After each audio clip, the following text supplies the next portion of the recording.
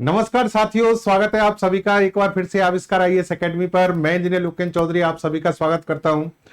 दोस्तों, आज हम जिस टॉपिक पर चर्चा करने जा रहे हैं वो है rare earth elements, rare earth minerals यानी दुर्लभ भू तत्व। दुर्लभ भू तत्व जो पिछले लगभग 1.5 महीने से लगातार चर्चा में है। अमेरिका के द्वारा जब रेसिप्रोकल टैरिफ लगाया गया तो चाइना के द्वारा पलटवार किया गया और उसने रेयर अर्थ एलिमेंट्स जो हैं उनकी सप्लाई को रोक दिया।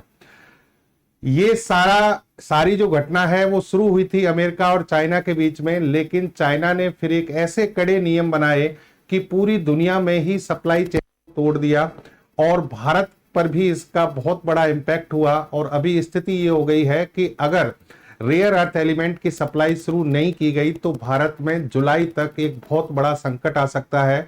ऑटोमोबाइल जो इलेक्ट्रिक व्हीकल्स हैं हमारे, उन पर बहुत बड़ा संकट आ सकता है। इलेक्ट्रॉनिक मार्केट में संकट आ सकता है। अमेरिका को झुकना पड़ा है एक तरीके से। अमेरिका और चाइना के बीच में हालांकि डील हो गई है और चाइना सप्लाई के लिए राजी हो गया है, लेकिन भारत की स्थिति अभी यथावत है। तो दोस्तों, ये रेयर अर्थ एलिमेंट क्या होते हैं, रेयर अर्थ एलिमेंट है क्या, और चाइना का इस पर एकाधिकार कैसे हुआ कि उसने पूरी दुनिया को हिला दिया। पूरी दुनिया में रेयर अर्थ एलिमेंट्स की सप्लाई को रोककर उसने सभी को मजबूर किया, जैसे वो चाहता है वैसे हो। तो इस सेशन में हम ये सारी कहानी को समझने वाले हैं और ये समझने वाले हैं कि ये रेयर अर्थ एलिमेंट किस तरीके से इंपॉर्टेंट हैं, होते क्या हैं, इनको दुर्लभ भूतत्व क्यों कहा जाता है, क्या ये प्रकृति में बहुत कम पाए जाते हैं, इनकी उपयोगिता क्या है, दैनिक जीवन में जहां जहां उपयोग हो सकते हैं, आपके जीवन को कहां कहां प्रभावित किया जाता है, ये सारी चीजें इस सेशन में हम समझेंगे और सरल और तकनीकी भाषा में समझेंगे। तो बने रहिए सेशन में। पहली बार अगर चैनल पर आए हैं तो सब्सक्राइब कर लीजिए और सेशन को ज्यादा से ज्यादा शेयर कीजिए। समझिए दोस्तों, कहानी क्या है, इसको पूरी तरह से समझे। देखिए, जितने भी प्रतिष्ठित आपकी न्यूज एजेंसी हैं, अखबार हैं, चाहे टाइम्स ऑफ इंडिया हो, जागरण जोश है, इंडिया टुडे, इंडियन एक्सप्रेस, सभी में ये खबर लगातार छपी हुई है। Big worry, China's grip over rear earth magnet sends Indian auto industry into a spin delegation of India. यानी भारत की जो ऑटो इंडस्ट्री है उसको क्या किया है, प्रभावित किया है चाइना की ग्रिप ने, और ये चिंता का विषय है।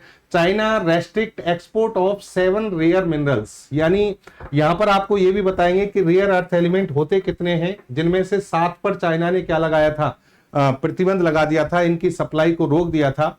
और देखिए, अकेले चाइना से इतना कुछ प्रभाव कैसे पड़ा, ये सारी चीजें समझना बहुत जरूरी है। यहां पर आप देख रहे होंगे, एक तो नियोडिमियम और एक डाइस्प्रोसियम, ये 2 एलिमेंट बहुत खास हैं जिनकी वजह से सब कुछ क्या हो रहा है, ये प्रभाव चल रहा है।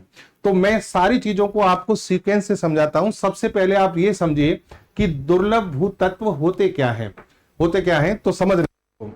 देखिए, दुनिया में पूरी दुनिया जो है वो किन से चलती है, तत्वों से ही चलती है। तत्वों से कंपाउंड यानी यौगिक बनते हैं। यौगिक जो है हमारे जीवन में हम हर जगह यूज करते हैं। एक संस्था है जिसका नाम है IUPAC, international union for pure and applied chemistry. ये IUPAC संस्था जो है सभी तत्व जितने भी इस प्रकृति में पाए जाते हैं उन तत्वों को मान्यता देने का काम यही करती है। अभी तक टोटल 118 तत्व खोजे जा चुके हैं।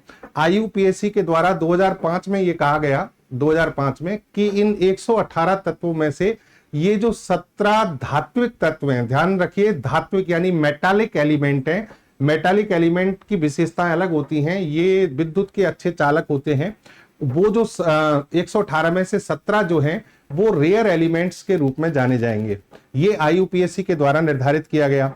ये जो 17 आपके रेयर अर्थ एलिमेंट यानी दुर्लभ भूतत्व जो हैं, इनकी हाई डेंसिटी पाई जाती है, यानी इनके कण पास पास होते हैं। एक इनमें इनकी जो कंडक्टिविटी है, चालकता, वो काफी अच्छी होती है, मतलब इसमें विद्युत धारा आसानी से प्रवाहित होती है।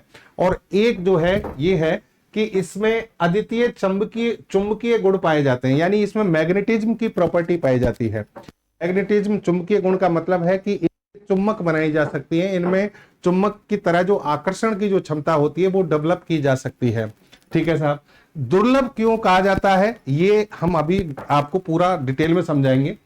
पहले ये 17 एलिमेंट्स जो है इन पर आप एक नजर डाल लीजिए। ये 17 एलिमेंट, देखिए आवर्त सारणी जिनको नहीं पता हो, सब तरह के अपने क्या है श्रोता हैं, तो मैं आपको बता दूं ये 118 तत्व सीक्वेंस में इस तरीके से जमाए गए हैं अध्ययन की दृष्टि से। इसमें लगभग 7 रो होती हैं, 18 कॉलम होते हैं और उनमें इन तत्वों को क्रम से रखा जाता है। अब इनमें से 14 तो ये, 14 तो ये और 3 ये जो है आपके 17 जो है क्या है दुर्लभ हैं। इन 17 में से 7 पर रोक लगाई गई है। इन 17 का प्रोडक्शन पूरी ऑल ओवर वर्ल्ड में रेयर अर्थ के रूप में, रेयर अर्थ एलिमेंट के रूप में किया जाता है और चाइना ने इनमें से 7 पर क्या किए, इनकी सप्लाई रोक दी है। अब ये 17 जो है आप नाम इनके देख सकते हैं, सेरियम है, डिस्प्रोसियम है, एर्बियम है, यूरोपियम है, ठीक है, गैडोलिनियम है। ये आईयूपीएससी ही इनका क्या करती है, नामकरण करती है। तो ये 17 इस तरीके से हैं। चलिए, ये जो 17 के 17 जो आपके एलिमेंट्स हैं, ये जनरली एक तो है वास्टनासाइट, एक है लोपेराइट और एक है मोनोजाइट। इन 7 अयस्कों से प्राप्त किए जाते हैं। ये 7 जो है क्या है और है अयस्क। अयस्क क्या होते हैं वो भी मैं आपको बताऊंगा। यानी ये प्रकृति में ये चीजें पाई जाती हैं, इनमें से ये 17 के 17 क्या होते हैं, निकाले जाते हैं। चलिए, अब ये 17 का आपको फोटो वगैरह भी यहां दिख रहा होगा। सबसे बड़ी बात ये है कि सर ये बताइए कि इनको दुर्लभ क्यों कहते हैं। दुर्लभ तो वो चीज होती है जो बहुत कम पाई जाती हैं, बहुत ही मतलब रेयर मात्रा में कहीं कहीं पाई जाती हैं, उनको दुर्लभ कहते हैं। ऐसा है क्या? ऐसा नहीं है। इनको दुर्लभ इसलिए नहीं कहा जाता कि इनकी मात्रा कम है, ये पाए तो खूब जाते हैं, पाए खूब जाते हैं। ये पृथ्वी की जो ऊपरी सतह है ना, जिसको हम कहते हैं भूपर्पटी या क्रस्ट जो कहते हैं, उसमें इनकी मात्रा खूब पाई जाती है, लेकिन इनकी कंसंट्रेशन बहुत कम होती है। कंसंट्रेशन, सांद्रता बहुत कम होती है। सांद्रता का मतलब है कि जैसे मान लो आपने इतनी कोई चीज खोद कर निकाली, अब उतनी चीज में से आपको ये ऐसे मिलेंगे जगह जगह, थोड़े थोड़े मिलेंगे जगह जगह। यानी जो पृथ्वी की ऊपरी सतह है उसमें ये खूब पाए जाते हैं, लेकिन इनकी कंसंट्रेशन क्या होती है, कम होती है। मतलब यहां ऐसे है तो ये कम कम आपको मात्रा में क्या होंगे, मिलेंगे। तो इनको फिर यहां से निकालना और उपयोग में लेना, ये प्रोसेस थोड़ा सा क्या है, मुश्किल है। मतलब ये रेयर नहीं है, दुनिया के अलग अलग देशों में खूब पाए जाते हैं। भारत में भी खूब है, भारत की हम बात करेंगे अलग से, चाइना की अलग से बात करेंगे, दुनिया के देशों की बात करेंगे, खूब हैं। लेकिन रेयर इसलिए कहा जाता है कि ये इनकी कंसंट्रेशन के हिसाब से इनकी जो पृथ्वी की सतह में जो डेंसिटी है वो काफी कम है। ठीक है, अभी जब चाइना ने इस पर रोक लगाई तो यहां पर देखिए, आप देखेंगे कि यहां द इकोनॉमिक्स टाइम्स जो है इसने छापा कि rare earth are not rare. यानी रेयर अर्थ जो एलिमेंट्स है वो रेयर नहीं है कि भाई दुर्लभ हो, पाए नहीं जाते हो। चाइनीज मूव कैन बैकफायर, समझ रहे हैं? इसका मतलब यह है कि चाइना ने ये डिसीजन ले तो लिया है कि रेयर अर्थ एलिमेंट जो है उनकी सप्लाई पर रोक लगा दी है, लेकिन हो सकता है ये चाइना को ही भारी पड़ जाए।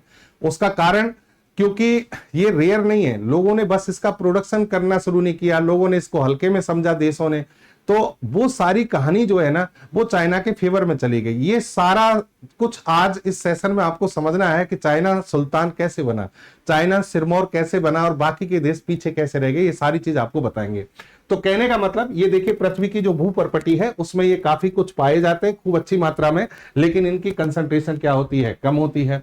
चलिए, फिर उसके अलावा एक और कारण है कि 18वीं 19वीं शताब्दी में जब हम खनन कर रहे थे, खनिजों को निकाल रहे थे, तो उसमें जैसे कि चूना है, मैग्नीशिया है, ये तो भारी मात्रा में इनका खनन शुरू हो गया था, आसानी से मिल जाते थे। लेकिन ये जो एलिमेंट हैं ये कम इनका खनन हो रहा था, तो भी इनको क्या कह दिया गया, दुर्लभ कह दिया गया। ठीक है, अब अगला सवाल आपके सामने आता है कि सर क्या दुर्लभ भू तत्वों का उत्पादन और निर्माण प्रक्रिया जटिल और महंगी है? सामान्यतः जो खनिजीकरण किया जाता है, खनिज निकाले जाते हैं, उनका प्रोसेस पूरी दुनिया में हर देश ने विकसित कर लिया है, तो क्या इनका क्यों नहीं कर पा रहे? इसका कारण क्या है? इसका कारण आप समझिए, इसका कारण आपको समझाते हैं। देखिए, ये भी एक प्रकार के क्या है, एक प्रकार के खनिजों से निकाले जाने वाले अयस्कों से निकाले जाने वाले पदार्थ हैं, तत्व हैं। ठीक है, लेकिन इनकी जो प्रोसेसिंग है वो वास्तव में जटिल है। प्रोसेसिंग जो है वो बहुत जटिल है। अब समझना इस चीज को, मैंने कहा इनकी सांद्रता कम है, तो जब इस सांद्रता यानी पूरे खनिज को जब आप निकालोगे और उसमें से इसको एक्सट्रैक्ट करोगे, खींचोगे, यानी इसकी रिफाइनिंग करोगे, इसको निकालोगे, तो उसकी कॉस्टिंग इतनी ज्यादा आ जाती है, कि वो हर देश के लिए क्या नहीं है, संभव नहीं है। चाइना ने बाकायदा इसका पूरा इकोसिस्टम डेवलप किया है, चाइना ने इसका पूरा इकोसिस्टम डेवलप किया है। एक एग्जांपल से इसको समझो कि इन तत्वों को प्राप्त करना, इनकी प्रोसेसिंग करना कितना मुश्किल है, इसको समझिए आप। देखिए, एक तत्व होता है, इन्हीं 17 तत्वों में से एक है, और ये वो 7 में से एक है जिसको चाइना ने रोका है, जिसका नाम है नियोडिमियम। इससे बहुत ज्यादा स्ट्रॉन्ग मैग्नेट्स बनाई जाती हैं, चुम्बक बनाई जाती हैं, और वो जो चुम्बक बनती है उस चुम्बक को कहते हैं नियोडिमियम आयरन बोरोन मैग्नेट्स। ये सुपर मैग्नेट है, शक्तिशाली चुम्बक है, ठीक है। इस चुम्बक का उपयोग आप अपने आसपास किसी भी मोटर में, जनरेटर में, स्पीकर में, एमआरआई मशीन जो है, हाईटेक जितने भी इंस्ट्रूमेंट है, उन सभी में इस चुम्बक का उपयोग आप देख सकते हैं। ये अलग अलग शेप में ये चुम्बक है। विश्व की सबसे मजबूत चुम्बक इसी को माना जाता है, जो नियोडिमियम से बनती है। नियोडिमियम के भी अलग अलग आइसोटोप्स होते हैं, अलग अलग रूप होते हैं, उन सब से अलग अलग क्वालिटी की चुम्बकें बनाई जाती हैं। जैसे कि हीट रेसिस्टेंसी सबकी अलग अलग होती है, अलग अलग तापमान पर काम करने के लिए। जैसे मैं आपको एग्जांपल बताऊं, N42 ये गुड कॉस्ट परफॉर्मेंस स्ट्रेंथ चुम्बक है, यानी कॉस्टिंग के हिसाब से और परफॉर्मेंस अच्छी है। N52 नियोडिमियम से बनती है। ये क्या है, स्ट्रॉन्गेस्ट ग्रेड अवेलेबल है, मतलब ये मजबूत बहुत ज्यादा होती है। और N42SH ये भी नियोडिमियम से बनती है, लेकिन ये हाई ऑपरेटिंग टेम्परेचर पे काम करती है। मतलब इसकी जो विशेषता है वो ये है कि ये ज्यादा तापमान पर आसानी से कार्य कर सकती है। अब समझना इसको कि इसकी जो प्रोसेसिंग है सर इतनी कठिन क्यों है, और बाकी के देश इसका उपयोग क्यों नहीं कर पा रहे हैं, वो चीज आपको इस एग्जांपल से समझ में आएगी। सबसे पहले दोस्तों समझना कि जब हम किसी खदान में से किसी पदार्थ को निकालते हैं, रॉ मटेरियल, कच्चा माल, तो उसको कहते हैं खनिज। उसको क्या कहते हैं, खनिज। अब जब खदान में से खनिज को आपने निकाल लिया, लेकिन आप मान लीजिए उसमें क्या ढूंढ रहे थे, नियोडिमियम। तो नियोडिमियम उस पूरे खनिज में हो सकता है आपको ना मिले, केवल इतने से हिस्से में मिलेगा, इतने से हिस्से में मिला, ठीक है। आपने तो एक रॉ मटेरियल निकाला ना पूरा का पूरा, अब उस पूरे में से इतने से हिस्से में ये नियोडिमियम मौजूद है। तो ये जिस हिस्से में मौजूद है उसको कहा जाएगा अयस्क। क्या कहा जाएगा, अयस्क। जैसे कि मैंने अभी बताया था मोनोजाइट, मोनोजाइट एक अयस्क है, और उसमें क्या मिलेगा आपको, नियोडिमियम मिलेगा। लेकिन नियोडिमियम अकेला नहीं मिलेगा, उसके साथ और भी बहुत सारे तत्व होंगे जिनको आपको अलग करना पड़ेगा और फिर ये निकालना पड़ेगा। उसके लिए बहुत सारे स्टेप क्या किए जाते हैं, बनाए जाते हैं। जैसे आप देखिए, जो मैं अभी बता रहा था आपको, नियोडिमियम आयरन बोरोन जो मैग्नेट बनती है, उसके लिए रॉ मटेरियल लिया जाता है पहले। ये रॉ मटेरियल, इसमें बहुत सारी चीजें मिली हुई हैं। क्या क्या मिला है, नियोडिमियम है, ठीक है, ये आपका डाइबियम है, फेरस है, कोबाल्ट है, बोरोन है, बहुत सारी चीजें इसमें मिली हैं। अच्छा, फिर इनकी कास्टिंग की जाती है, इनको क्रश किया जाता है, इनको मिल किया जाता है, एलाइन प्रोसेस किया जाता है, सिंटर हीट ट्रीटमेंट दिया जाता है, फिर स्लाइस फिनिश कोटिंग की जाती है, और फिर इसको सुपर मैग्नेटाइज फील्ड में रखा जाता है। इन सारे स्टेप्स को एक बार आप ध्यान से देखो। सबसे पहले आपने रॉ मटेरियल निकाला, कच्चा माल खनिज के रूप में निकाला, उसमें ये सारी चीजें आपको अयस्क में मिली, यानी नियोडिमियम मिला, फेरस मिला, बोरोन मिला। 30, 60, 10%, मतलब इनका रेशियो अलग अलग है। हमें तो केवल कौन सा चाहिए, नियोडिमियम। तो इसको निकालने के लिए आप क्या करोगे, दूसरे स्टेप में इसकी मेल्टिंग, यानी इसको गलाओगे, फिर इसको क्या करोगे, मिश्र धातु के रूप में कन्वर्ट करोगे, और इसके बहुत सॉलिड ब्लॉक बनाए जाते हैं, ठोस ब्लॉक बना दिए जाते हैं। फिर इनकी क्या की जाती है, स्ट्रिप कास्टिंग की जाती है। स्ट्रिप कास्टिंग में आप इसकी बहुत ज्यादा फास्ट तरीके से कूलिंग करते हैं, कूलिंग करके इसके माइक्रो क्रिस्टल बनाते हैं, और फिर इसमें चुंबकीय गुणों के लिए माइक्रो क्रिस्टलन जो है वो बहुत जरूरी होता है, तो वो इस प्रोसेस से गुजारा जाता है। फिर इसकी क्रशिंग की जाती है और जेट मिलिंग की जाती है, जो यानी जो ठंडे ब्लॉक को छोटे छोटे टुकड़ों में तोड़ा जाता है, फिर इन टुकड़ों को जेट मिल में माइक्रोन साइज पाउडर तक पीसा जाता है। उसके बाद मैग्नेटिक अलाइनमेंट, मैग्नेटिक अलाइनमेंट जैसे कि मैं आपको बताऊं डायग्राम में, ये आपको दिख रहा होगा, यहां पर मैग्नेटिक फील्ड में इनको रखकर वो जो कण थे ना नियोडिमियम के, उन सबको एक साइड में कंसंट्रेट किया जाता है, और इसको हम क्या कहते हैं, इसको हम कह रहे हैं मैग्नेटिक अलाइनमेंट एंड प्रेसिंग। तो पाउडर को एक डाई में मिलाकर उसमें मजबूत मैग्नेटिक फील्ड देते हैं, जिससे कि सब कण एक दिशा में संरेखित हो जाते हैं, यानी एक दिशा में क्या हो जाएंगे, वो इकट्ठे हो जाएंगे। फिर इसकी सिंटरिंग की जाती है, उच्च ताप पर इसको पकाया जाता है। फिर मशीनिंग जो है उसके द्वारा इसकी कटाई और फिनिशिंग की जाती है। फिर इस पर कोटिंग करते हैं, कोटिंग का मतलब इस पर लेयर चढ़ाते हैं, परत चढ़ाते हैं, ताकि इसका ऑक्सीडाइजेशन नहीं हो जाए, कहीं ऑक्सीडाइज यानी क्रिया नहीं कर ले दूसरे पदार्थों से। फिर इसको मैग्नेट बनाया जाता है, बहुत ही ताकतवर मैग्नेटिक फील्ड में रखकर एक सुपर मैग्नेट के रूप में कन्वर्ट किया जाता है, और फिर टेस्टिंग एंड क्वालिटी कंट्रोल इस प्रोसेस से गुजारा जाता है। इसकी टेस्टिंग होती है, क्वालिटी को चेक किया जाता है। तो ये जो प्रक्रिया है ना, आप देख रहे हैं बहुत लंबे प्रोसेस है। एक नियोडीमियम की मैंने आपको बताई है, लगभग 10 स्टेप में ये प्रोसेस चलता है। तो अब इस एलिमेंट से ये सुपर मैग्नेट बनाने का जो प्रोसेस है, इससे ये इसकी जो लागत है वो काफी ज्यादा है, लागत जो है वो बहुत ज्यादा बढ़ जाती है। तो शुरू से ही बहुत सारे मतलब बहुत सारे क्या मैं कहूं, चाइना के अलावा किसी भी देश ने इस पर इतना काम नहीं किया। चाइना ने लेकिन इस चीज को समझा। क्यों समझा, उसकी जो परिस्थितियां हैं वो सारी चीजें आगे हम डिस्कस करेंगे, एक एक करके चीजें पढ़ते जाइए।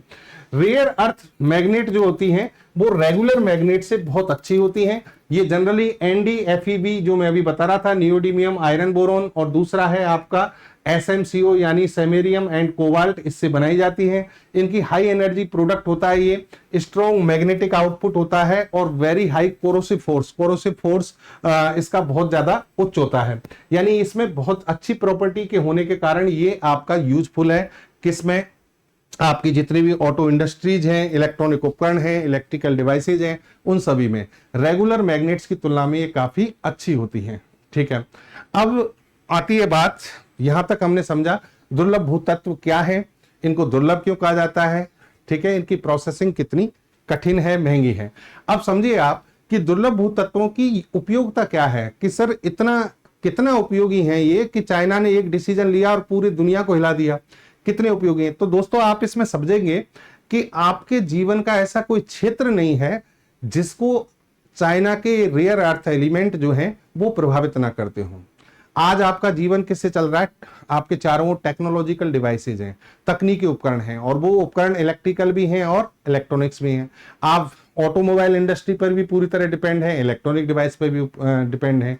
ये सारे जितने भी मटेरियल हैं, इन सभी को क्या करते हैं, इनके आधार हैं, इनकी नींव है, इनके बिना ये आपकी इंडस्ट्री नहीं चल सकती। तो इसीलिए जब चाइना ने ये डिसीजन लिया, rare earth road block, India's automakers await China's not 4 magnet talks, यानी इंडिया का पूरा सिस्टम जो है ना ऑटो इंडस्ट्री वाला, ये तो पूरी तरह से हिल गया। अभी भी वेट कर रहे हैं कि चाइना कुछ क्या हो, परमिशन दे और काम हो। Western companies raise alarm over China's demand for sensitive data in rare, यानी हर जगह पर इसकी क्या होगी, चर्चा हुई।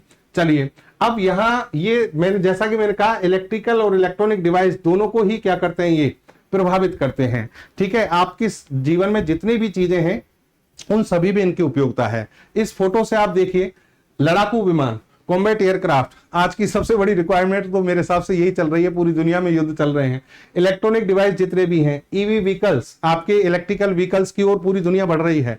आजकल हम डीजल पेट्रोल की गाड़ियां छोड़कर इस ओर इसलिए बढ़ रहे हैं ताकि पर्यावरण प्रदूषण को रोका जा सके, एनर्जी इफिशिएंट बन सके। लेकिन उन सब के लिए रेयर अर्थ एलिमेंट कितने जरूरी हैं आज आप समझ जाओगे। रॉकेट बनाए जाते हैं, उनमें भी इसका काम है। बुलेट ट्रेन, ग्लास, सभी में इसका उपयोग है। और डिटेल में आप इस चीज को समझिए, जो 7 एलिमेंट हैं, जो 17 में से 7 जो एलिमेंट हैं, ये इनको एक बार समझिए। इनमें नियोडीमियम को अलग से दिखाएंगे आपको। सेमेरियम जो है ये headphone, optical laser, nuclear reactor, इन सभी में इसका उपयोग होता है। फिर है आपका गैडोलीनियम। गैडोलीनियम जो है, इससे मैग्नेट बनाई जाती हैं, इससे डायग्नोसिस, कैंसर, ट्यूमर्स के लिए जो उपकरण होते हैं वो बनाए जाते हैं। आपकी टर्बियम की बात करें, लो एनर्जी लाइट बल्ब बनाए जाते हैं, मरकरी लैंप्स बनाए जाते हैं, मेडिकल एक्सरे, ये सब कुछ क्या है, इस पर आधारित है। आप इस पर आ जाइए, डाइस्प्रोशियम, इससे विंड टर्बाइंस जो बिजली बनाने के लिए बहुत जरूरी हैं, वो इससे बनाए जाते हैं। Electrical vehicles, nuclear reactor, control rods, ये सारी चीजों में इसकी उपयोगिता है। फिर आप ल्यूटेटियम पर आ जाइए, कैंसर थेरेपीज में जो इलेक्ट्रॉनिक डिवाइस होते हैं उन सब में इसका क्या होता है, उपयोग होता है। स्कैंडियम जो है, इसमें जो रशिया का मिग फाइटर जेट है उस सब में ये मटेरियल यूज किया गया है। प्लेन्स में यूज किया जाता है। हाई एंड बाइस्किल फ्रेम्स में ये उपयोग किया जाता है। आप यट्रियम की बात करें, व्हाइट एलईडी लाइट्स हैं, लेजर्स हैं, कैमरा है, आप सोचिए लेंसेज हैं, कैंसर ट्रीटमेंट के लिए जो उपकरण हैं, आप सोचिए बचा क्या। आपके जीवन के जो महत्वपूर्ण बहुत सारे उपकरण हैं, इन सभी में इसका क्या किया जाता है, उपयोग किया जाता है। अगर आप बात करें, एक और मैं आपको नियोडीमियम की बता देता हूं। ये परमानेंट मैग्नेट बनाने के काम आता है, जो कि आपके loudspeaker, headphones, computer, CD player, इन सब में ये क्या होता है, उपयोग होता है। दोस्तों आपके चारों ओर जितने भी डिवाइसेज हैं उनमें अगर मैं आपसे कहूं कि रेयर अर्थ मटेरियल जितने यूज होते हैं उनमें से किस इंडस्ट्री में इनकी ज्यादा भूमिका है, तो आप देखेंगे कि 32% तो ये मोटर, सेंसर, ऑडियो और ऑटोमोबाइल और जो इलेक्ट्रिक व्हीकल्स हैं उनमें 32% योगदान है। यानी इनमें से टोटल जितना यूज होता है 32% इस क्षेत्र में यूज होता है और 28% इंडस्ट्री, मोटर, इलेक्ट्रिक जनरेटर। इसका मतलब ये हुआ 60% इन दो फील्ड में हो रहा है। अब 60% अगर मान लीजिए इनकी सप्लाई रोक दी जाए तो ये जो आपकी इंडस्ट्री है पूरी क्या हो जाएगी, ठप हो जाएगी। 14% कम्युनिकेशन जो डिवाइस हैं, संचार के जो उपकरण हैं उनमें इसकी भूमिका है। मेडिकल में इसकी भूमिका है 4% और इलेक्ट्रोमैग्नेटिक कंट्रोलर एंड सेंसर में इसकी भूमिका है 10%। लैपटॉप, डिजिटल कैमरा में 12%। कहने का मतलब आपके हर जीवन के हर क्षेत्र को ये क्या कर रहे हैं, प्रभावित कर रहे हैं। एक कार अगर कोई कंपनी बना रही है एक कार, तो उसमें रेयर अर्थ एलिमेंट की कितनी भूमिका है, कार बनी नहीं सकती। यहां पर ये बहुत सारे आर्टिकल इस पर भी छप चुके हैं कि भले ही आप ये मान के चलिए कि कार का जो टोटल वजन है, टोटल उसमें जो मेटल लगा है, वजन के हिसाब से, संख्या के हिसाब से भले उसमें 5% हिस्सा है, लेकिन वो 5% इतना उपयोगी है कि वो इलेक्ट्रिक व्हीकल आपका बन नहीं पाएगा, कोई भी व्हीकल। अब आप देखिए जैसे इसमें सेंसर लगे हैं, इसमें मोटर फॉर इलेक्ट्रिक पावर, ये सब इसमें कार का नेविगेशन सिस्टम, ठीक है, कार के स्पीकर, सीट बेल्ट सेंसर, ये जितनी भी चीजें हैं इन सब में क्या है, आपके रेयर अर्थ एलिमेंट की उपयोगिता है। आपके लैपटॉप में बहुत सारी चीजें ऐसी हैं जो रेयर अर्थ एलिमेंट पर आधारित हैं, जैसे कि आपकी हार्ड डिस्क हो गई, आपके ये कंपोनेंट्स हो गए, बैटरी हो गई, लिथियम कोबाल्ट, ये बैटरी जो है ये इससे बनी हुई है, रेयर अर्थ एलिमेंट से भी इसका क्या होता है, यूज होता है। ठीक है, चलिए, तो कहने का मतलब ये इतने ज्यादा उपयोगी हैं तभी इसका इतना प्रभाव पड़ा है, तभी चाइना अपनी आंख दिखा रहा है, तभी चाइना अपनी पूरी तरीके से डोमिनेट करने की कोशिश कर रहा है। अब बात करते हैं कि दुर्लभ भू तत्व जो हैं इनका वितरण कैसे है। वितरण मतलब कि सब भारत में कितने हैं, चाइना में कितने हैं, पता तो चले कि चाइना इस पर डोमिनेट कैसे कर रहा है, चाइना नेतृत्व कैसे करने की कोशिश कर रहा है। तो आप इस चीज को समझिए। चाइना जो है यहां पर देखिए आप कि explain, China monopoly on rare earth minerals spooking the world, what does it mean for India and what is it doing. ठीक है, यानी चाइना किस तरीके से एकाधिकार दिखा रहा है, भारत क्या कर सकता है, भारत में क्या हो सकता है, इन सब की बात करें तो दोस्तों सबसे पहला स्टेटमेंट तो आप ये समझ लीजिए, सबसे पहला कि दुनिया में आज जितनी रेयर अर्थ एलिमेंट की माइनिंग हो रही है, माइनिंग भंडार की बात नहीं कर रहा, माइनिंग मतलब जितना खोदा जा रहा है, उसमें से 70% चाइना खोद रहा है। 70% माइनिंग, खनन जो है चाइना कर रहा है। और फिर रेयर अर्थ एलिमेंट का जो प्रोडक्शन मार्केट में आ रहा है, आउटपुट निकल कर आ रहा है, जो चीजें निकल कर आ रही हैं, वस्तुएं निकल कर आ रही हैं, उन पर 90% चाइना का हिस्सा है, चाइना का कब्जा है। अब सोचिए बचा के 70% माइनिंग चाइना कर रहा है, 90% प्रोडक्शन, ग्लोबल सप्लाई कौन कर रहा है, चाइना कर रहा है। तो फिर चाइना के हाथ में ही है सब कुछ, ये समझिए। अभी तक तो समझ रहे हैं आप, ये आप देख रहे हैं 17 एलिमेंट जिन पर चाइना का क्या है, पूरी तरीके से एकाधिकार है। अब इसमें आपको ये भी बता देते हैं कि स्टोरेज कहां पर कितने हैं, मतलब इसके भंडार कितने हैं, भंडार कहां पर है। भंडार भी पूरी दुनिया में सबसे ज्यादा चाइना के पास है। 44% भंडार रेयर अर्थ एलिमेंट के चाइना के पास है। उनमें से फिर ये दुनिया जितना खनन करती है भाई, औरों के पास भी है, औरों के पास वियतनाम पे 22% है, ठीक है, ब्राजील पे 21% है, रूस पे 10% है, भारत में कब नहीं है, पूरी दुनिया में 6.9% यानी 7% के आसपास रेयर अर्थ एलिमेंट भारत के पास है। ठीक है, इन सब देशों के पास है, लेकिन इन देशों ने इनको सीरियस नहीं लिया, गंभीरता से नहीं लिया। चाइना ने गंभीरता से लिया। तो अब सोचिए, भंडार भी सबसे ज्यादा, और फिर ये देश माइनिंग नहीं कर रहे, इनकी खनन नहीं कर रहे, इनका प्योरिफिकेशन नहीं कर रहे, रिफाइनिंग नहीं कर रहे, चाइना कर रहा है। 60 से 70% माइनिंग। देखिए, चाइना की प्रशंसा करना मुझे बिल्कुल अच्छा नहीं लग रहा, मैं सही बता रहा हूं आपको कि किसी भी सूरत से मुझे जब चाइना की प्रशंसा करनी पड़ती है तो लेकिन एक इंटेलेक्चुअल पर्सन के हिसाब से, पढ़ाई के हिसाब से जो चीजें हैं उनको स्वीकार करना सही है। हमें सीखना चाहिए कि चाइना क्यों इसमें आगे बढ़ा, कैसे आगे बढ़ा, ये चीजें सीखने की हैं। वो हमारा प्रतिद्वंदी है, लेकिन जो उसके पास क्वालिटी उसने डेवलप की है और जहां पर हम पिछड़ गए, उन चीजों को हमें स्वीकार करके आगे बढ़ना होगा। ठीक है, तो यहां पर देखिए 70% माइनिंग और 90% प्रोडक्शन कर रहा है ये पूरे ग्लोबल लेवल पर, इसीलिए चाइना का यहां पर क्या है, एकाधिकार है। अब बात आते कि चाइना सर इसने एकाधिकार प्राप्त कैसे किया, भारत क्यों नहीं कर पाया, वियतनाम क्यों नहीं कर पाया। वियतनाम में तो फिर भी ठीक है स्थिति, भारत में ठीक नहीं है, अमेरिका में ठीक नहीं है, ठीक है, क्यों नहीं कर पाए, चाइना कैसे कर पाया समझना। चाइना ने समय के हिसाब से इन चीजों पर थोड़ा सा ध्यान दिया। 1980-90 के दशक में चाइना को यह समझ में आ गया था कि गल्फ कंट्रीज जो हैं, खाड़ी देश जो हैं, उनके पास ऑयल की ताकत है, उनके पास क्या है, ऑयल है, ऑयल के पूरे भंडार हैं, तो वो लोग लीड करेंगे उस क्षेत्र में। बाकी के देश जो हैं जैसे अमेरिका वगैरह हैं, ये सब इलेक्ट्रॉनिक्स टेक्नोलॉजी इन सब फील्ड में क्या कर रहे हैं, आगे चल रहे हैं, और भी उनके पास में भंडारों की वैसे तो कमी नहीं है, रेयर अर्थ एलिमेंट नहीं है तो बाकी के तो हैं। ठीक है, चाइना को एक चीज समझ में आ गई थी कि यार रेयर अर्थ एलिमेंट जो हैं, जिनका मेरे पास में भंडार सबसे ज्यादा है, मैं इनको एक रणनीतिक हथियार के रूप में डेवलप करूंगा। और बाकायदा उन्होंने इसके लिए अपने चीजों को, उसके एक इकोसिस्टम को डेवलप किया।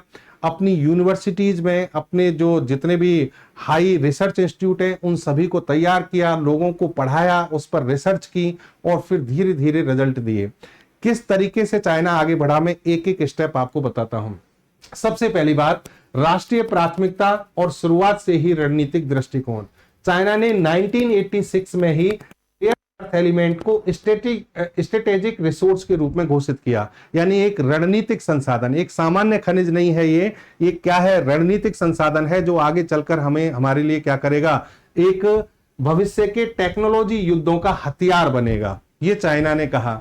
चाइना के एक व्यक्ति हैं जिनका नाम है पॉलिटिशियन डेंग सियाओपिंग, इन्होंने कहा था Middle East has oil what China has rare earth element, यानी इन्होंने इसकी जो इंपॉर्टेंस है उसको बहुत पहले से ही समझ लिया था और अपनी जो स्टेट लेड इंडस्ट्रियल स्ट्रेटेजी है उसको क्या किया, डेवलप किया। इनका रिसर्च, इनका जो रिसर्च करना, एक्सप्लोरेशन करना और प्रोसेसिंग करना, ये सब स्टार्ट कर दिया था।